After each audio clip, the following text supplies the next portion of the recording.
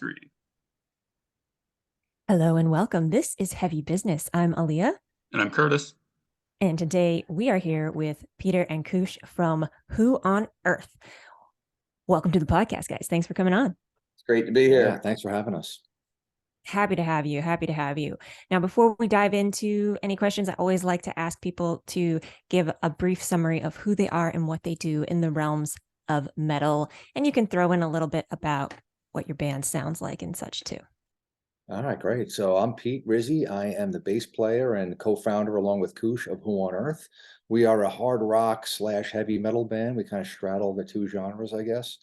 And we're New Jersey based and we're do-it-yourselfers. We just released our debut album in October and we're out there hustling, pounding the pavement and looking to dominate the world soon. Excellent. Excellent. Yeah. And I'm Coosh, frontman, lead singer of Who on Earth, also known as Pete Rizzi's sidekick. Yeah, we're ready out for world domination and taking over our special little genre of hard rock we've created. Excellent. Excellent. Now, you mentioned that you released your album in October and you kind of released an album before doing much else. Can you speak to why you planned your release that way? Absolutely. So Coosh and I used to play in cover bands together. We played in a cover band called Madhouse, and we were just doing the bars, and we just got sick of doing it. And we said, you know what, let's create our own music. We felt this was around 2019, I guess, right going into the pandemic, and we just weren't satisfied with getting accolades and pats on the back for playing other people's music well. And we felt also at the time that there was like a real lack of good stuff coming out. So we said, we're done with this. Let's give it a shot. So what we did everything basically in reverse. We had the songs, we developed the songs together.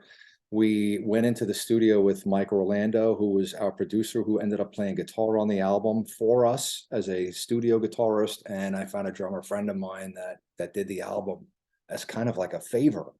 So then we did this album and I was like, all right, now we have to put a band together. We don't have a Facebook page. Nobody knows who we are. We barely had a logo, but we really liked the way the album came out. So we built it from the album forward. Whereas, most bands build a base, blah, blah, blah, then do an album. We did it 100% the opposite way. Yeah. But we also knew that the music had to get some sort of exposure and traction before we were going to get to play it anywhere. So why not send it out and then worry about getting bandmates? And it was easy getting bandmates when they heard the music. They were like all in, So now we're all in. And now that it's happening, the music's out and everyone's hearing it. Now we're out. It's not a problem getting gigs. Yeah.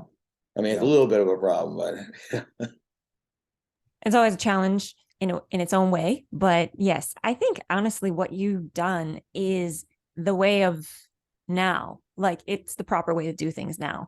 Thank you. It's so easy to, well, not easy, but it's so accomplishable to make an album before you have a fan base, if you're willing to make the investment. So props to you on that. I think you made the right decision. Can you kind of tell us a little bit about your journey since the album's release? Sure. Well, actually, it started a little bit before then. So like we said, having the album and then not having anybody know us, we put out a few songs leading up to it. We actually put out 3 songs leading up to the October release date. We put out one in the end of April of last year, one in early June, and then one in September, right? September. Yeah. And just to try to gain some interest and then put the album out.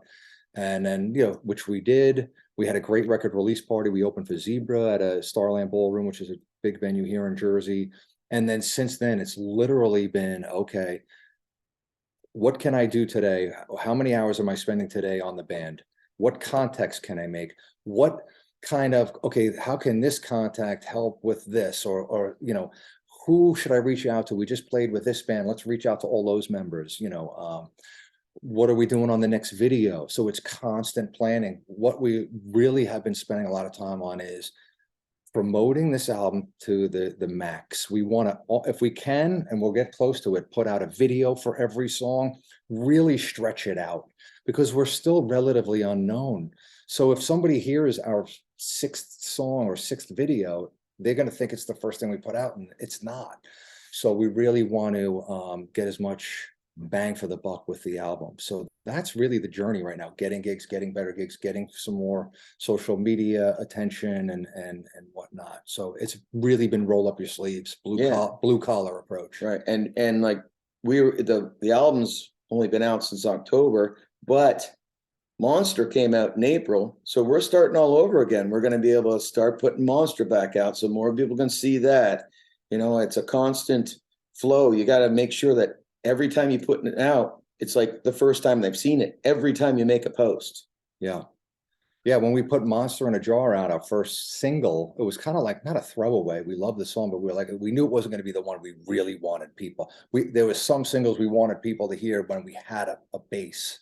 And we used Monster in a Jar to do that. And now, and the album was done even way before April. So for us, the album's kind of old, but it came out in October. That's a relatable sentiment. Yeah. Yeah, but it was done. I mean, when did we finish it? Like we finished it in 21, like late 2021, I guess, right? December, January. Yeah, so maybe December 21. Anyway, and so in the meantime, with all of that, with promoting the album, we're writing new material, yeah. Kitty crossing. Yeah, Black Cat just crossed the path. I have a quick question. So obviously you guys have probably had to throw down quite a bit budget-wise to do this whole cycle, because you said you've been promoting it since last April. So yes. About a year now, you guys have been promoting it. Mhm. What's the long-term game that you guys have then? Is it to try to get signed by a label and be full-time, or what's the thought process behind all this funding that you're obviously doing? Yeah, ultimately the dream would be to be able to do this for a living, and although that's not exactly an expectation, but it's a goal. We're loving the process. We're not looking for a label. We wouldn't turn down a label, but we have to understand that, you see this little white stuff here, like labels aren't exactly going to be knocking on our door.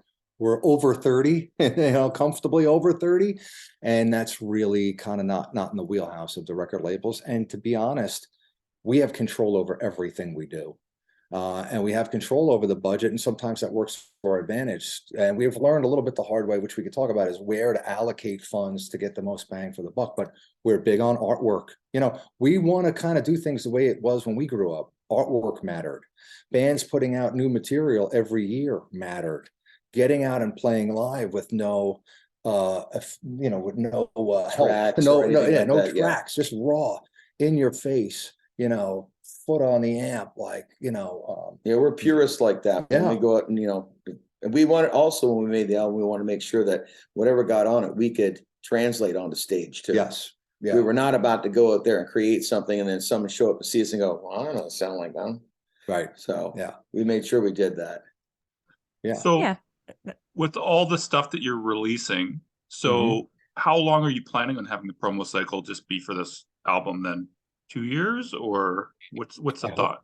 Well, if you mark it from the October date we put it out, I'd love to, of the actual album release, I'd love for us to be in the studio with Mike again by the end of the year with at least an EP. Coosh has been up here all week, and we're like exhausted mentally because we have about 9 songs in the hopper, various stages of, development, but very much good pre-production demos. We're working on lyrics and melody. So I don't see any reason why, after this trip, why we can't be in with Mike Orlando, our producer, by hopefully by maybe early fall, and having it ready. And when we go into the studio, we're ready to record. Cool. Was just curious. Leah, back to you. Yeah. Right. What was it like? How did you get your first gig? And I mean, you guys were already established as musicians in your local scene because you had that experience playing in cover bands. So did that make it easier to book gigs when you were first starting out? No, not at all. It's so different when you're a cover band here in Jersey, at least. And we found this when we were looking for guitar players. Like, we had to find somebody to fill Mike Orlando's shoes, which wasn't going to be easy to begin with.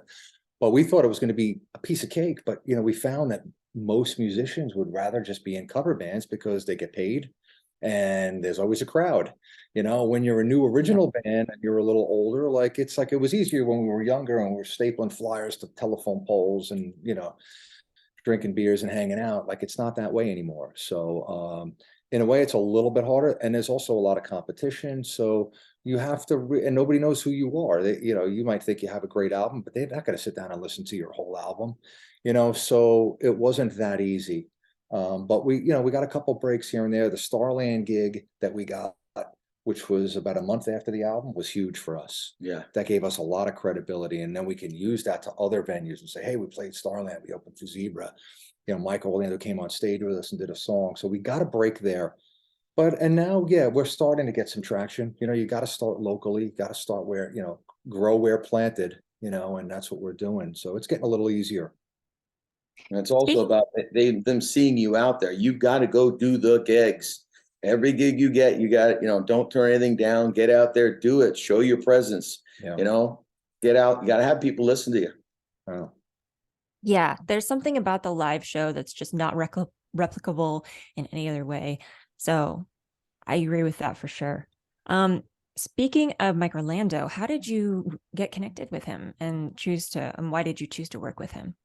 Oh man, so yeah, that was a contact. I played in so many bands, covers and originals. I always like to have a mix of the two. And one of the original bands I was in, a band called Strange Substance. Coosh actually played with them years ago too. Way before you. Yeah.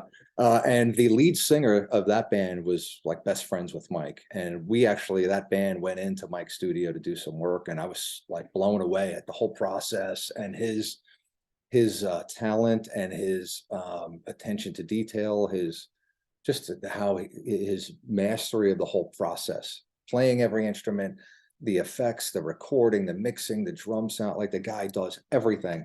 And I was like, wow, you know, in the future, and this was way before the idea of Who on Earth was even born. And we didn't even know each other, I don't think. Or yeah, maybe we were playing in the cover band, but I just knew that once that, and I became friends. Mike's a great guy, you know, and I became friends with him. And once we had something, I called him up and said, hey, he works with a lot of local bands, so he agreed to work with us, and it just took off. So yeah, that's awesome. His guitar work on the album is great. Yeah, we're real happy with it. Good. Curtis, I want to leave you space to ask about the PR. Yes. Okay. Am I allowed to do that now? Cool. Okay. So let's talk about the PR. So, me and Aaliyah both do PR, so don't mind the questions here. So, you guys are working with John Freeman, obviously. So you guys have been, yep. So you guys have been working with them for the past year of the entire album cycle, or yes. When did you start? Yeah. Okay. We actually started getting John on board about 4 months before we put the album out. It was around our second single. And then John helped us with, we engaged John and his crew. Yeah. Okay. So April, you released the first single without PR, correct? Yeah. Cool. So what was it like releasing a single without PR versus with PR in your experience? Yeah, I mean, well, without the PR, that first one, like I said, the album was done, and we didn't even, when I say we didn't even have a Facebook page, we didn't even have a band picture because we didn't even have a full band yet. We were still auditioning guitar players. So we kind of just put that out, and we came out with a good in-studio video thing that we did just to gain awareness, you know. So our intention there wasn't so much to, you know, have anything explode, but it was like, if somebody hears us and they want to hear anything from us, at least there's a song out, you know? And then, so that was really all that was. We didn't have any expectations on the public relations front, but we just had to have something. And then we went to John and we said, look, here's who we are, you know, because John just doesn't take on any band, you know, you can't just like say, you got to apply. Yeah, here's a check, and like, you know, he liked the story, and he liked, you know, he dug the tunes, and you know, and what we were trying to do. So we were lucky. And then with the press release, we're like, oh, okay, now I don't know if it was Ghost Cult or one of the cool magazines that he got us in, and nice. It was just great helping to draft the PR and learning that whole process. And you know, he's a pro, and it was just like, wow, we really felt like, okay, this is real now. You know, yeah. And so we have a publicist in the UK also. Oh yeah. Oh, who do you work with in the UK? They're called Gary Livermore. Gary Livermore. It's a small. I think it's just him. Really, it's I don't know. Red Snap Promotions or something. Yeah, Okay. Yeah. Okay, don't think I know him. Great. Okay. He's great. Yeah. I can So- send his contact. Yeah. Yeah. So okay, so now when you released the first song, so how did you kind of promote it without a publicist then? Friends and family. Oh, really? Pretty Friends and much, you know, yeah. you friend everybody on your Facebook, everybody bangs it in there, and then, hey. But we this is also us. we use Facebook. We found that Facebook is the platform that we have the most traction on, and we knew that right away. It makes sense, you know, Yeah. because you're older. Like Thank you. even me, I'm like, you know, All of us 30 and up mid-30s. need We're all use older than Facebook. 30 here. So Facebook is like more our generation of people.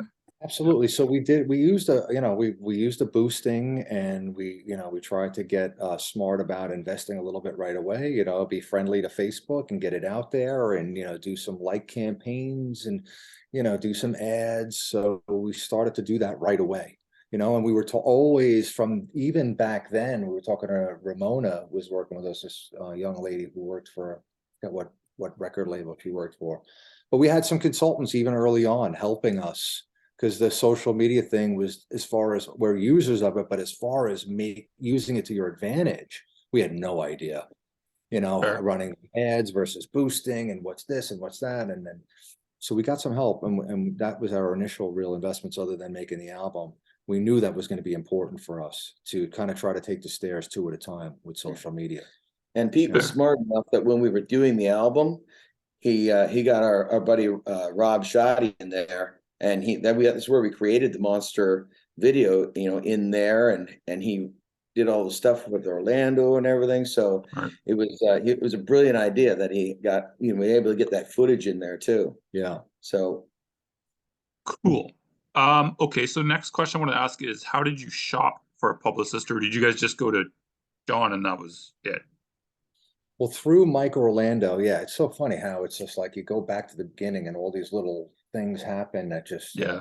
But yeah, it's a great question. So through Mike Orlando, he was managed by Michael Kaplan, who I believe was the one who managed the Adrenaline Mob back in the day. Michael Kaplan's worked with all sorts of artists. He was a big A&R rep at Sony. Yeah. So Mike heard it. He's like, Mike, what are you working on these days? And he played him the Who on Earth. And Mike called me, and I was visiting my brother in Dallas, and we had a little FaceTime. And he's a great guy, Mike, and he wanted to help us out. And so we basically took Mike on for a little while as a consultant. And from Mike Kaplan, he hooked us up with some the people at In Kind Music. They helped us make some introductions with the social media people, with Ken Adams, who became our artist for a lot of our singles. So that was kind of how that started, and then we kind of kept filling out the team from there. Cool. Okay, so next question about the PR campaign. So how much participation did you guys have on the planning of it versus your publicist, if that makes sense? Well, to this day, we pretty much, Coosh and I pretty much kind of lay out, we're like the partners, and we kind of have our vision, but we always run it by them. We always get their opinions, but we kind of, we have an idea. We usually have a good pipeline of content, which, we have already, as of right now, we have 2 videos in our back pocket, and we'll go to Freeman and crew, and we have a radio guy now that we're working with who's been helping us, and Gary in England, and we'll just reach out to the team. Here's what we're thinking. Here's how we want to space out the releases. What's unique about, what can we do to, what other avenues can we use to, promote this particular song, which is about the environment, whatever. So but we pretty much have a lot of vision about what we want to do and how we want to do it. But we also know that we need to go to our team, that they've been doing this and this is what they do. And so we're very careful not to make any, fatal moves or stupid moves, because, we don't have that kind of time. We don't have that kind of, we don't want to be making mistakes. We don't want to be making moves backwards. So, and John understands us. So when we, Pete and I tell him something, that's why they start getting the game plan together. That's why we did the release for the Ascension Unbeaten, and we came up with first day of spring. And that was Freeman, actually was David who works for Freeman. It was his idea. He said this would be a great, put it all together. You know, Nice. so it's not like they're just throwing it out there. We actually sit down and we chat with them, and they get a vibe from us on, they know what we want to do. So they correlate that into the release. Yeah. Yeah. Cool. Which is nice to know that it's not just them doing it. They're actually taking our input in too. Yeah. Cool. And then how did you guys figure out how many singles you wanted to release in advance? I think you said it was 3 total beforehand, right? Released 3 beforehand, and that was just, we wanted, you know, bands are doing that now. Any band, even Metallica, Volbeat, you know, there's this single, you know, then a month later there's another. It's not, I mean, Yep. maybe not even a single, but it's more like a dribbling out of the album, you know. And again, for us, we had to create awareness because we had zero awareness, 0 likes, 0 followers. That's got to be fucking tough. Yeah, I mean, it's out of well, control. like, okay, my Yep. girlfriend likes us. All right, my Yeah. kids are driving them somewhere and their friends are getting a call. Go on your phone right now. Go to Facebook, look up Who on Earth, hit like, you know, hit follow. I've never done something like that. Never, ever, never. Oh, it's tough. Yeah, You know? man. But yeah, I forgot the question. Basically, I know I forgot what the question was. Why we were did talking you? about PR. Why did you? Oh, the singles. How did you choose? Yeah, your the singles. Yeah. Yes. How did we choose? Yeah. How did you choose how many Again, singles to do? just trying to really, and that was some of Mike Orlando's advice too. Like, guys, get everything you can out of every song. You're a new band, you know, and we, you know, we act as if we are Metallica. We know we're not. I don't mean that in an ego way, but as a franchise, as a business, as a brand that we're trying to create. It's like, okay, hey, we just put this one out, so maybe let's wait to June to do this one. You know, nobody's like really following us yet, but we still took that approach. We still think huge about everything. Yeah. We think we don't think of it just as now. We think of it as 10 years from now. So all the smallest ideas that we have, they're correlate to what, if you know, we're going for world domination here. We're going all the way. So no idea that we have is too small. Yeah. Even a single thing we were talking about this new song coming. We said we need a deck of cards for these things. We're gonna get cards made, throw them out in the audience. It's like Bruce has got picks with, you know, Who on Earth, so you can throw them out. You know, because if we all of a sudden blew up and then didn't have any ideas, so you have to keep them all. There's no stupid ideas when you're talking because you don't know what might come across. Yeah. I agree. And then I got one more last question on the PR campaign before I throw it back to Aaliyah, which is basically, so what would you have done? What are you going to do differently next time? Like, what are some of the lessons you've learned on this campaign that you would want to do differently next time, or that you think you could improve? That's a great question. What do you think? If anything. Well, yeah, there's one thing that comes to my mind, but What? which is getting help with the Spotify. We were talking about it. Yeah. Because we've gotten smart with YouTube ads and the videos, and we learned a lot. Like when you're promoting your videos, like especially if it's a heavy metal hard rock video, include South America, because when you include South America, guess what? Your views go up 5-fold, because in South America, heavy metal is still the music. There's not, Taylor Swift isn't selling out 3 nights in a row in a stadium, you know, down in Brazil or Mexico, you know, I mean, but, you know, look at Rock in Rio. So boom, Facebook, we learned about the ads and the like campaigns and boosting and when to do it and how to do it and fine tuning your audience. So like we got smart on that stuff, and it was, again, trial and error. But one thing we couldn't really get traction on was Spotify. Like, you know, how do you do that? And there are, just like with Facebook, just like how many social media consultants are out there, you know, we started to talk to somebody who could help us get on playlists. And those playlists are organic. They're not bot driven. They're real playlists. Could be, you know, guitar shredding or whatever, or, you know, New York City's hottest new artists or whatever they are. There's millions of them, and they'll get you on there. And it's not a huge expense. I mean, and that's been helping us lately. And so that was one thing I wish we would have done a little sooner.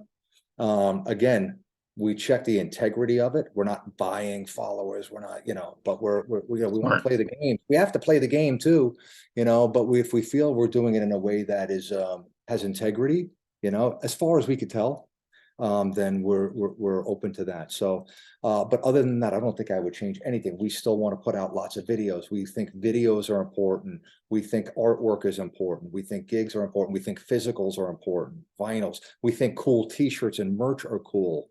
We want to, we want to have people want to buy a shirt because they think it's cool, or like the logo. I mean, we want the whole package. We want to keep doing it. Yeah. And we're not like that. We're not going to go sit on the computer ourselves and make something on the computer. You need to get a real artist to do something like that for you. If you're going to have quality stuff and you think you're going to go all the way, you can't go cheap and start making, duct tape things and doing it. It needs to be done. If you're going to create it as a business, it needs to be treated like a business. And right from the get-go, that's what we are. We're in it to win it all the way. Yeah. And where you spend the money, like the most expensive things aren't the ones that have the most move the band forward as much as you would think. Some of the smaller things do, and learning that. So maybe we would have allocated resources different. We definitely would have allocated resources differently. There was a little bit of naiveness, if that's the right word, on our part, and we knew that there was going to be a kind of an entrance fee because of our lack of experience, and we knew that going in. Yeah. And we paid it here and there, but we won't have to do that again. There is a lot of locked doors, and you've got to go through. If you're starting from scratch, you don't know nothing, you've got to just go to the first person, and they'll slowly lead you to the next and next, and so it's a tough industry to get into. And it has been. This has been a battle for us since the beginning. Yeah, but it's fun. I'm sure. Oh, great.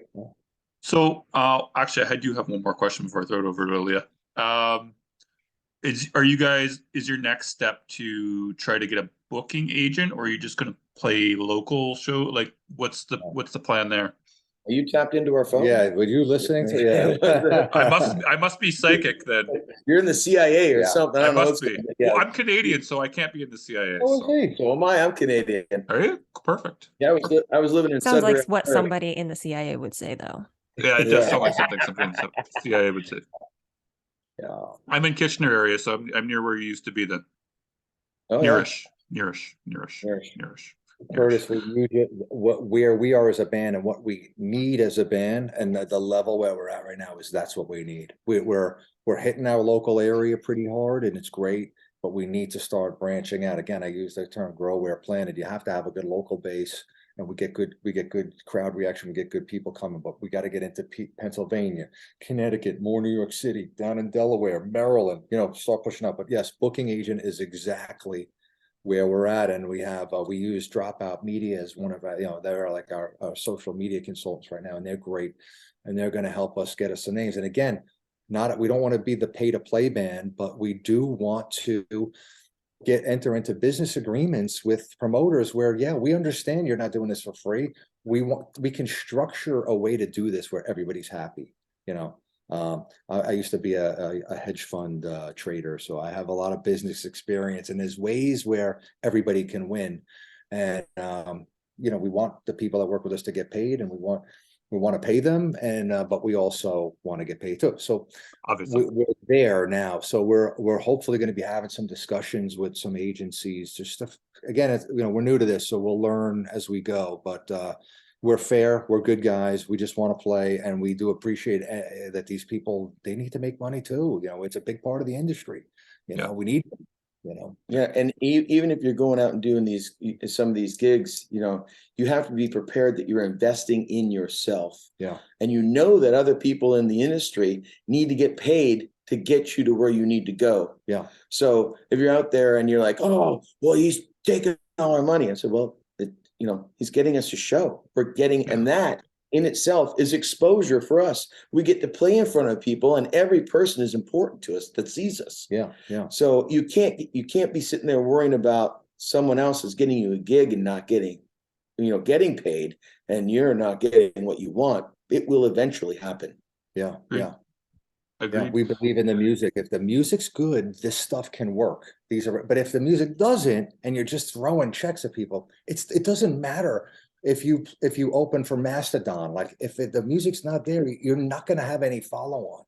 We feel, 100%. we believe in our album, so we think that let us do something, not like that, but but like we feel like we can hook people if they come see us live. I have a question about merch. Aaliyah, do we have a few more minutes or no? Okay. Maybe I missed it. Do you guys have physical albums or just the shirts and stuff? You do have physical albums? We have some physical albums. I haven't put them on the website yet because Okay. they're expensive, and we're selling their CDs cost like $3 to make. We got USB cars that are cool. You can plug them in anywhere, and you actually get better quality. Those are like, they cost like $7. We sell them both for $10, but the Cool. CDs, they cost like, the albums cost like $30 each to make. A vinyl, you mean? Yeah. I'm sorry, Okay. a vinyl. Yeah. Okay. So then, and we don't sell our stuff looking to make a ton of money either. Like, we cover the shipping. We just want to get the stuff out. But so we did make some vinyls kind of for us, and we have some, but we haven't. And plus, to ship stuff now, especially overseas, is just insane. Crazy. So we need to, once hopefully we get some scale, we can. I'm sure there's other more savvy arrangements that bands get into to get their products out there that are more logical, other than me packaging it in my basement. But we do have them. We do. Well, that was my next question. Is okay. So you guys are just selling the CDs and vinyl. That shows you're not selling them online at all. Period. Then is that correct? We have a Bandcamp site, and we just redid our whole website. So we're adding more products to the website. We have and you can buy the CD on the website. But Bandcamp is where our whole merchandise stuff is. We still need to link that to I think to our Facebook. We're still like getting to, there's so many different platforms for everything. So we're trying to get more of that on the we're using Shopify for our website. So there's with every migration there's different formats and stuff. So we still need to figure some of that out. But but Bandcamp had all our stuff on Bandcamp. I missed that on Bandcamp then. I think I just looked at your website. So here was my question just with merch. So how did you kind of decide on the design of the merch? Like it looks like mainly you guys have gone simplistic with the logo, but is there plans to do more? Because you guys were talking about artwork and stuff. So I'm just curious what the plan is with the merch. Yeah, check out our Bandcamp, because for every one of our singles, we got some great artwork. There's a shirt for every one of them. Okay. Yep. I'm on the wrong spot then. Okay. Yeah. Yep. It's on Bandcamp. And again, we need to get it all on the website.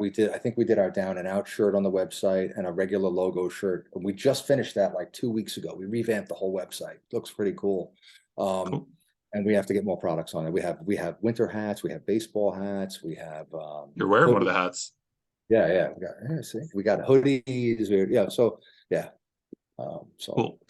And what do you guys find is the best-selling item that you guys have right now? We sold a lot of CDs. I would say the hats, and I don't know, it's really well distributed on the album artwork. A lot of them. Some people like On the Brink, some people like Black Swan. So it's been good. It's been a good mix of all of them. People, a lot of the girls love the beanies. So it's not really one standout, and some people have bought like every shirt we have, which is cool. Wow. Like, which is cool. Really cool. That is really cool. Yeah. Cool. I think those were all the questions I had on that, Aaliyah. Okay. I really want to do, before we wrap things up, I want to take us back to Spotify, because I think this is something a lot of people struggle with. What were some things that you looked at when you were looking into playlisting services?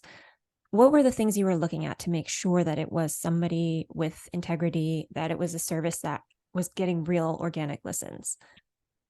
Great question. And again, this is really recent. We just started with the Spotify help with the playlists, and it's something that we were looking for to find the right people. And it's not like you can just Google Spotify playlisters. It's not that easy. So We, I guess about 2 or 3 months ago, started working with Dropout Media, which is Matt Bacon. I don't know if you guys know him, but he has his own kind of consulting firm.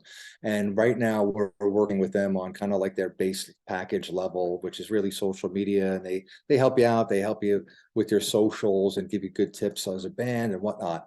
And it was them and the guy we're working with there. He's in a band also. They're kind of like us. I mean, kind of do-it-yourselfers. They're from Puerto Rico though, and he recommended it. And his band had tried it out, and they kicked the tires. And Matt is big on not paying to play and not buying likes, and so we knew that once they kicked the tires and tried it for themselves, that it was like okay. And also, so now that we're using them, we can go in and look at the analytics. And the cool thing is like, yes, people are actually listening because we can see every day which song was streamed by how much, kind of where, and then people who's saving it, like people and how many followers we're gaining. So, bots and crap like that aren't following you. They're not saving a particular song. So there's real metrics, there's real results. And that's what we're looking at the most. So you might get, say, 1,000 streams and maybe 50 followers, but that's a big deal. It's not the streams, it's the followers, and that's happening. So we know that it's got to be organic, and it's not 100,000, it's a reasonable number when you think that there's 300 million people in this country, right? Like, okay, yeah, 1,000 streams really isn't that much. And 50 followers, or again, the followers and the saves are the metrics that get us excited, Yeah, that makes sense. Yeah. I remember I was just looking at some of the red flag statistics to look at to make sure you're not getting bots. And then one of them was like, if there are too many streams per listener, is it's like your average streams per listener is way too high. That's an indication that it's bots. And anyway, it's just good to hear about like all the red flags to look for. Yeah, we can even see it by city and by country and everything. Yeah. And it's not all one spot. Yeah. Multiple cities, multiple countries. Yeah. Like it's worldwide. Yeah. And what we got, like 7 billion people that have the opportunity to listen to us. So it's just a drop of water in a bucket, really, compared to what we are. But it's nice to see some movement. Yeah. Yeah, we do not want to be that band that you look at it like, wow, they have like, 250,000 streams on this song and they have, 2,000 followers on Facebook. Like something's not right there, like that. But that's not what we're doing this for. I don't care how many likes we have. Like come to the show. I don't care if there's 20 people there, 200 people there. Like if you're into it, that's what's going to light us up. There's not a numbers game for us. We want people to get the music and want to share it. Absolutely. Yeah. We do have to wrap things up. Before we do, is there anything you want to shout out? Please shout out where people should follow you and where they can get your album and what you have coming up. Okay, great. Yeah, thank you. We have our website is whoonearththeband.com. We're all over social media. Who on Earth? It's either Who on Earth the Band, Who on Earth Band. We have our little logo that you can see, our Earth symbols everywhere. Our website was just redone. We have merch on Bandcamp. We have shows coming up. You can find us on Bands in Town. All that stuff's on the website also. Yeah, I mean, we're playing at Artie's in Frenchtown on April 29th. Yeah, we got a couple gigs coming up. You can real nice venue. Yeah, so come in. We're going early for dinner, so show up and we'll all sit down and have dinner. You can ask us questions. Yeah. Awesome. Well, thank you so much again for coming on the podcast. And everyone listening, until next time, make like a bull and throw those horns up.